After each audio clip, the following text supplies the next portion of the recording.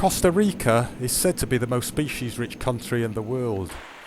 And even in the bustling capital of San Jose, there's interesting wildlife to be seen.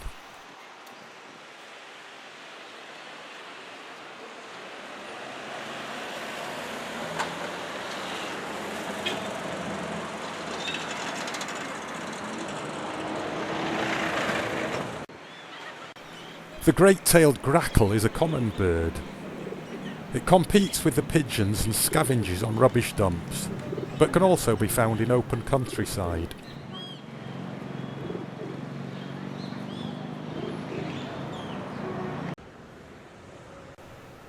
The female has a brown plumage, while the male has a stunning blue-black sheen.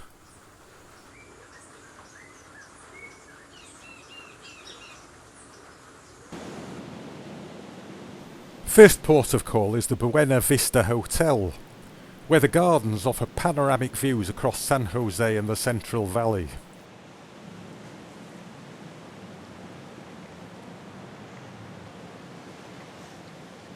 The tropical butterflies tend to be restless and difficult to pin down for a photograph or a video. This Julia was one of the few that obliged. This one remains unidentified, perhaps one of the skipper family.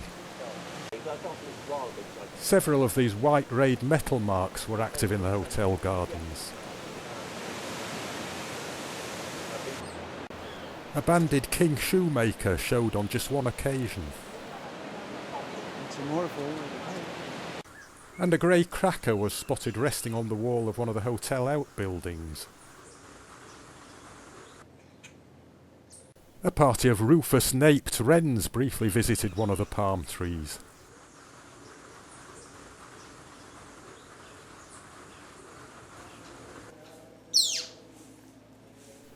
And a pair of great kiskadees settled to roost in the thick vegetation.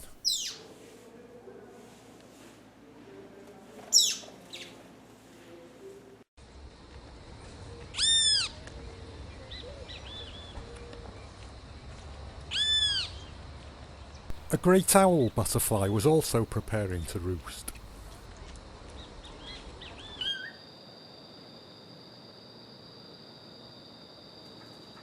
The view across the Central Valley is no less spectacular in the fading light of dusk.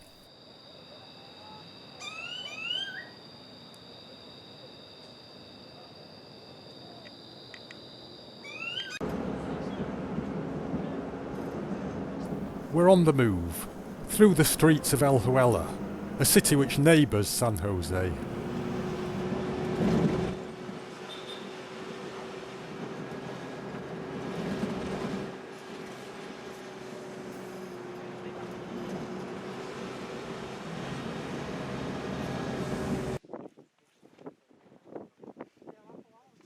First stop is the Poas volcano. The gases which spew from the crater inhibit the growth of vegetation in the proximity.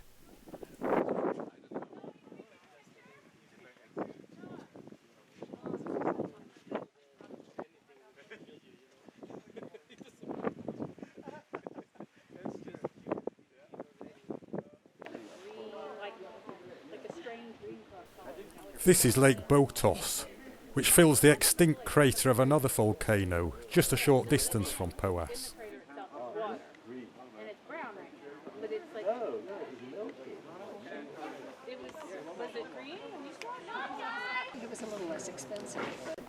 Outside the visitor centre, a sooty-capped chlorophingus was hunting for crumbs between the feet of tourists.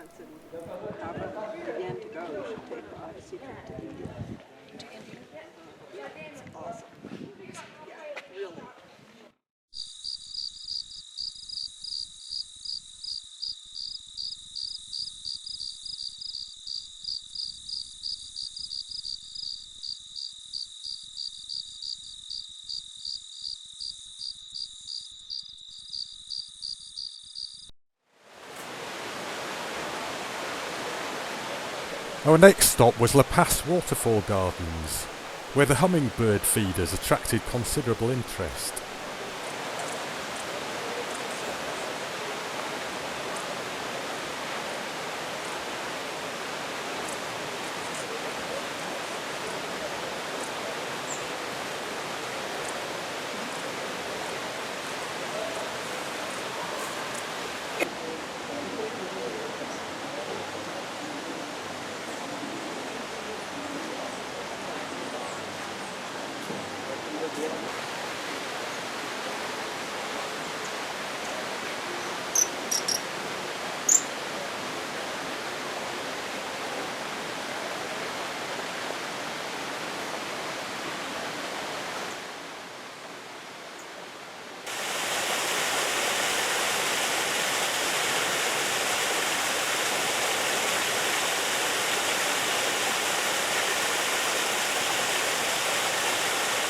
White-faced capuchins were seen fleetingly among the trees. Seems to be another one. Accommodation for the night was at the Tilahari resort, where green iguanas watched on from the treetops.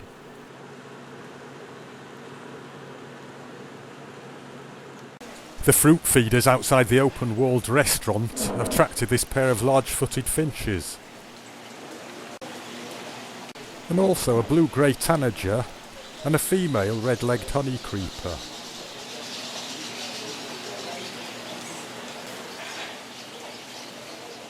The male red-legged honey creeper is considerably more colourful.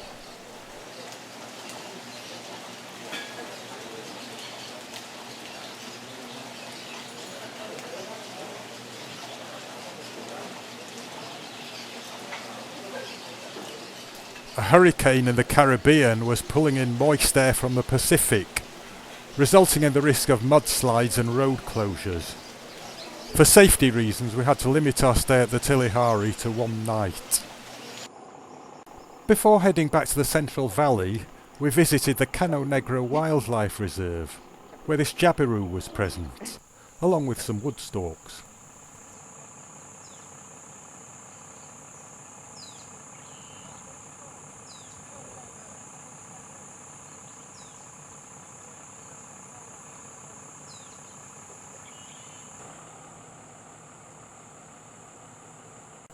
Cattle egrets waited to pounce on insects disturbed by bovine hooves.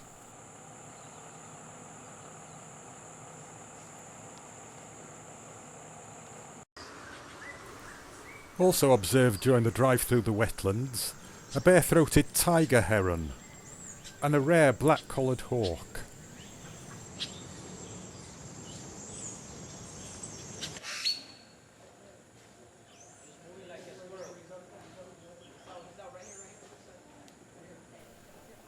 Time for a boat trip on a flooded Cano Negro river.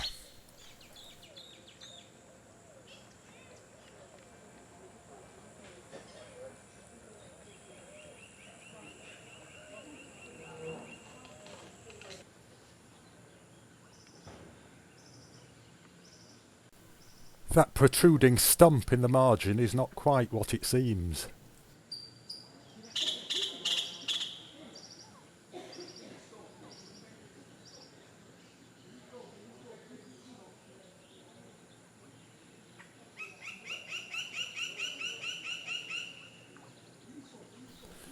A spectacled caiman.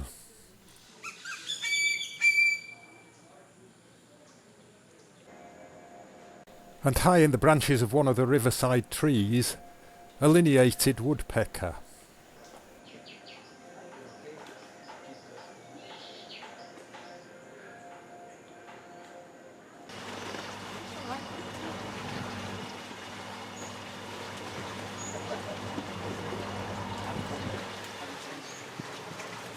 It's going to pose. Oh, it's going right up. Oh, I say, I'm posing for the camera. Mangrove swallows were skimming the river in good numbers. An emerald basilisk was hidden among the trailing branches. And a belted kingfisher adopted a classic pose in a riverside bush. This is a great blue heron, the largest heron in Costa Rica.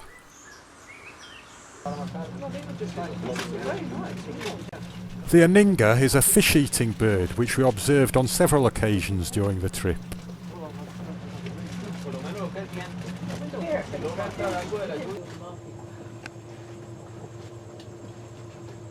Why is it doing that? Is it a display or is it...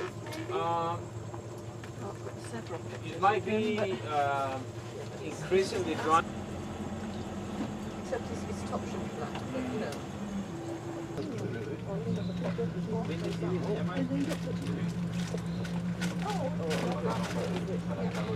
Videoing moving subjects from a moving boat is not easy, and the monkeys were particularly challenging. This monkey is probably looking for a place to jump across, so be ready for a great jump from the left to right. We're sitting there, you've got a white face. Yeah, it's got a beautiful face. He might come to this branch and jump across. Get ready, ready, ready. That's 3, 2, 1.5. It's going the other way. Back to 2, 3, 4, 5.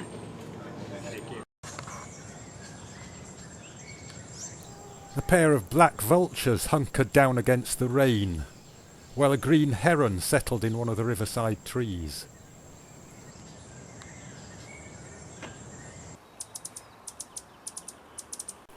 Fast forward a couple of days, and we stopped for lunch at a mountain lodge with a hummingbird feeding station, en route to our third resort of the holiday.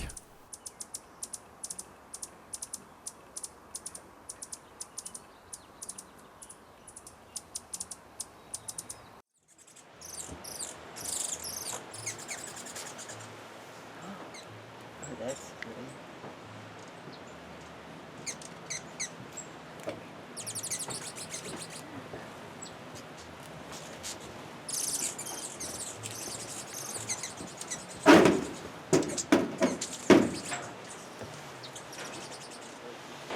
She's so gone shiny. Our next accommodation is the Savegri Mountain Lodge, and we decide to disembark from the coach and walk the last leg of the journey.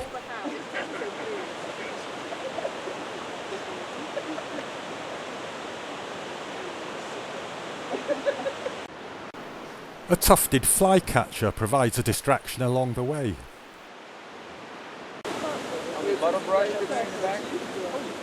And a little further along the road, a long-tailed silky flycatcher.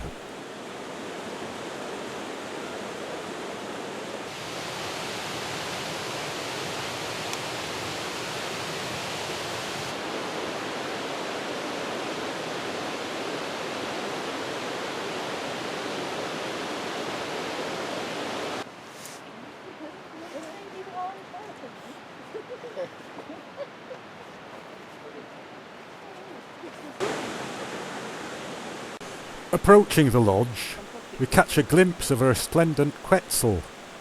This one a female, which lacks the long tail plumes.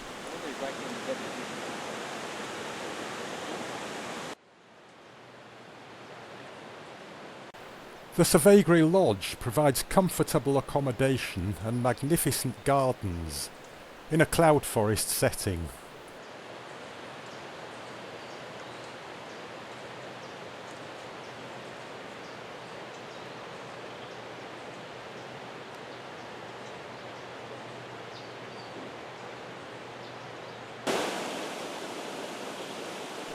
In the tumbling Savegri River, introduced rainbow trout can sometimes be observed.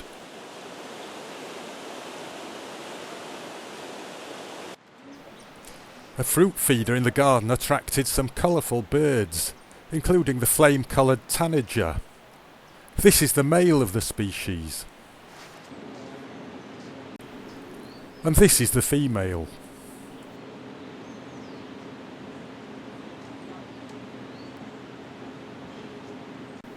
A silver-throated tanager was also present.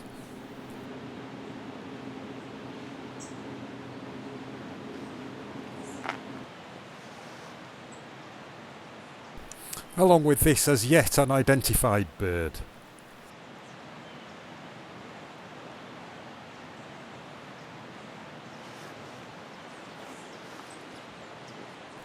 An acorn woodpecker also took advantage of the food on offer.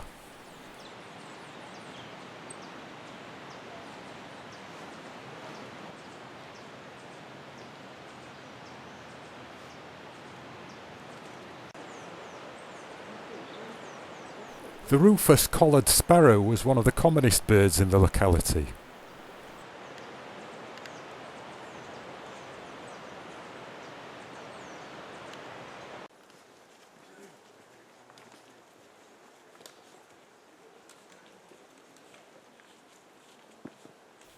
Time for a walk through the cloud forest, where the constantly dripping trees provide ideal conditions for fungi to flourish.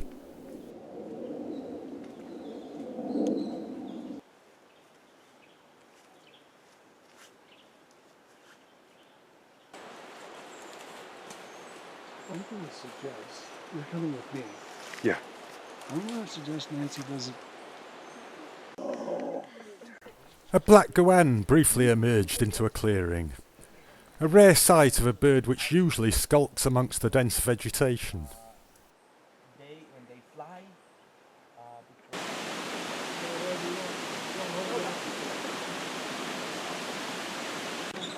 We're going to go. Parties of sulphur-winged parakeets moved noisily around the forest, feeding on the fruit trees.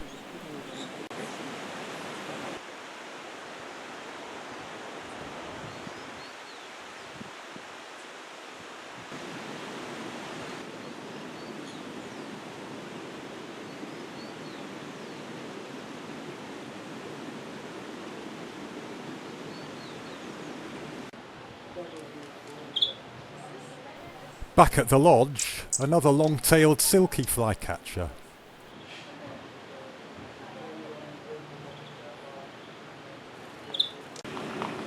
And hummingbirds, such as this lesser violet here, were also present.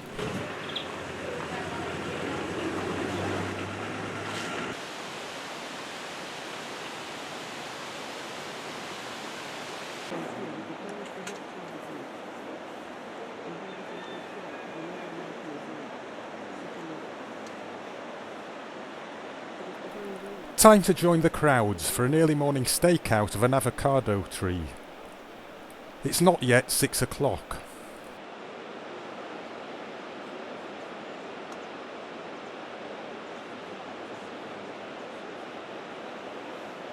I can see it better from this position.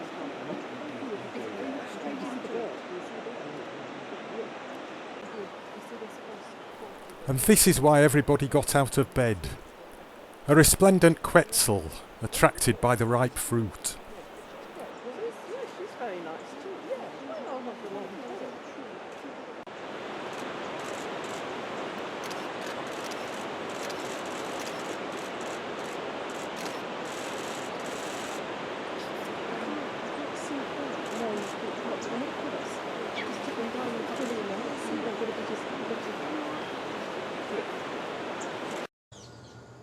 Nearby, a small party of golden-browed chlorophonia were feeding on peaches.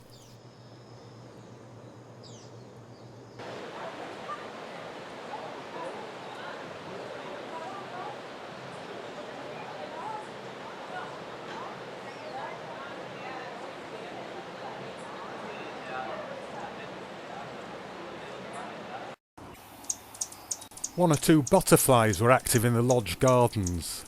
This one a lamplight actinote. While a tiny volcano hummingbird rested between nectaring.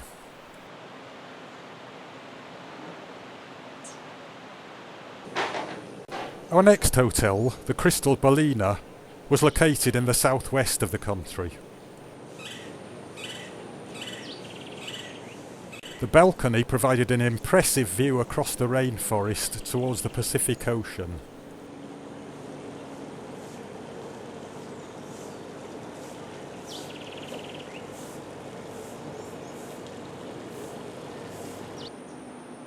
Sorry, can you see where they've got? It was dusk when we arrived, but we could still make out a three-toed sloth feeding in a nearby tree.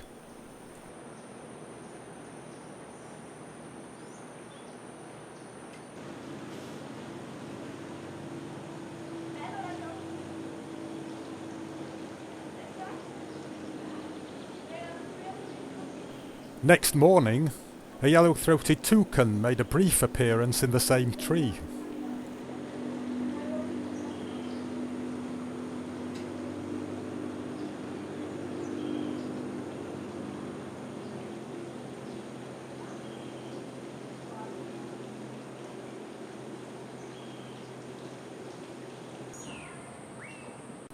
Meanwhile, the sloth was taking it easy and hadn't moved far during the night.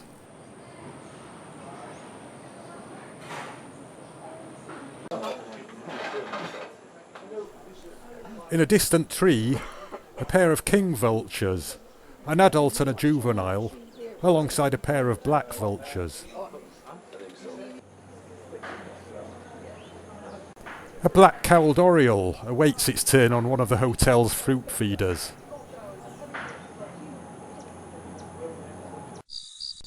This is one of the sulphur butterflies, of which there are several species in Costa Rica. It's raining again, and a black vulture opens its wings in response.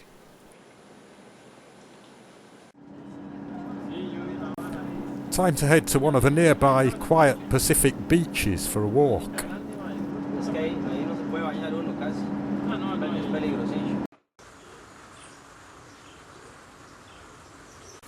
En route, a small party of white ibis are observed feeding and preening in the undergrowth.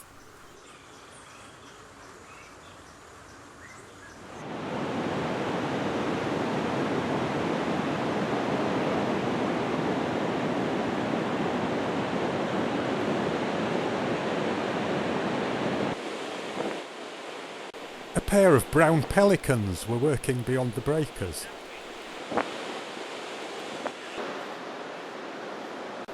And the top of the beach was peppered with the burrows of ghost crabs.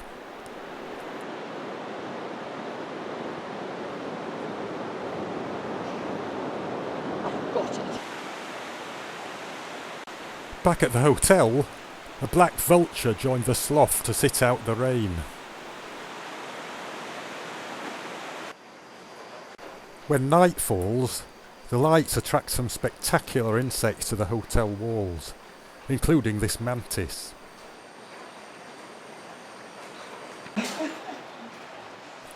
The preponderance of insects probably attracted this cane toad, which is an introduced species in Costa Rica. Time for another boat trip, this time on the River Sierpe, which is one of the biggest rivers in the country.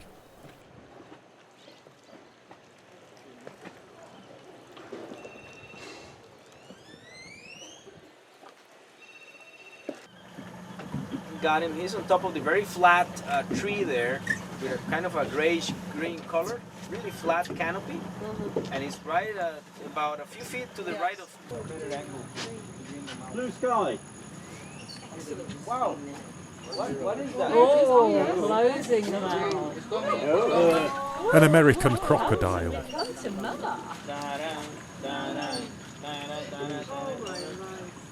Oh, it's beautiful. Well, I won't shake hands with it.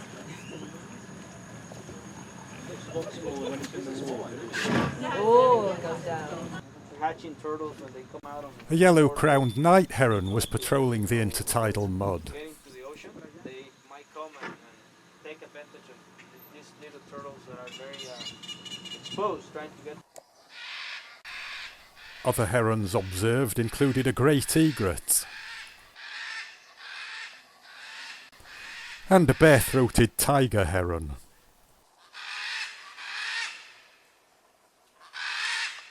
A common basilisk was resting on a fallen bough. And curled up in the branches, a mangrove tree boa. A young howler monkey followed its mother through the trees.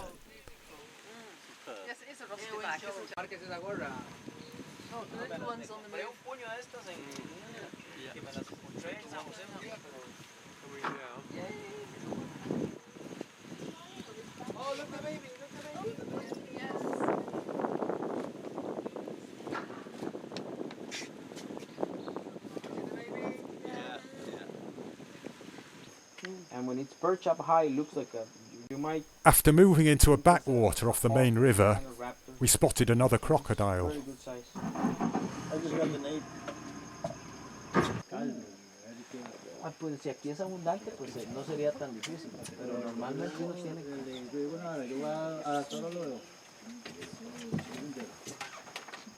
See that? Right over the point in the back. This. Right here on the right.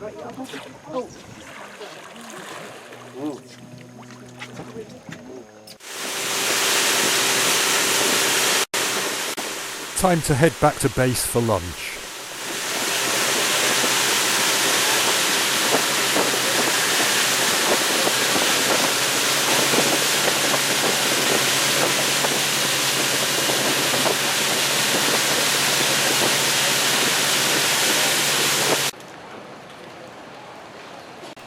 Several scarlet macaws were feeding in the trees adjacent to the river dock.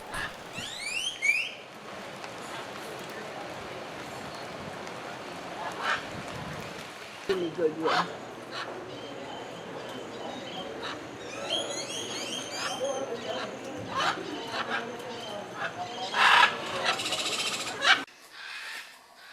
And a green heron alighted on one of the pontoons.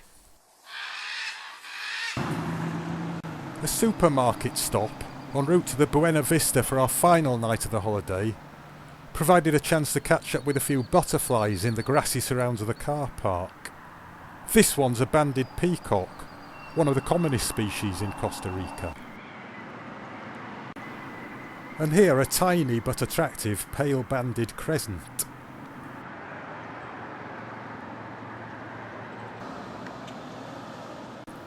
This beautifully marked insect is a white peacock.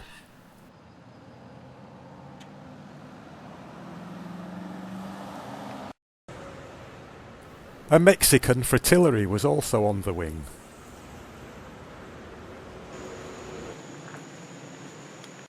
Next stop was the tropical rainforest at Carrara National Park, where a trogon skulked among the trees.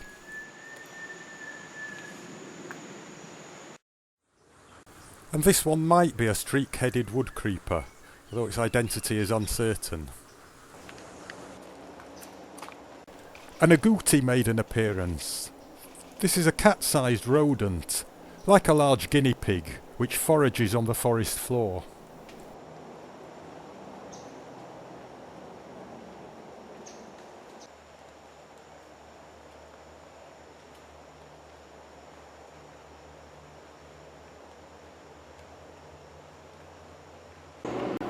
A brown longtail was attracted to flower beds in the car park.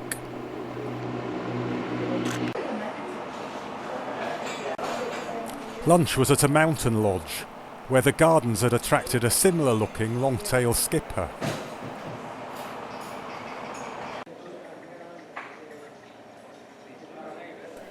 There were also some restless and fast moving red cattle hearts, which proved extremely difficult to photograph or video.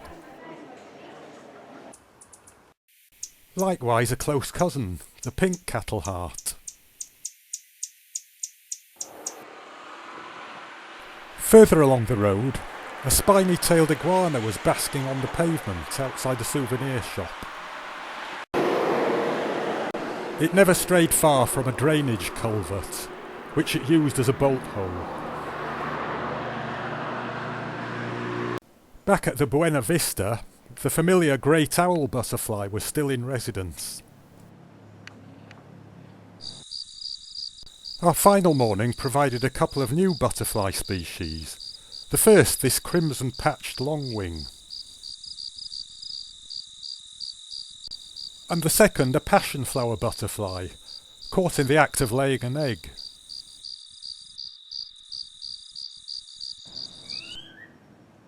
A variegated squirrel also showed among the palms. All too soon the holiday was over, and it was time to return to San Jose Airport for the long haul back across the Atlantic.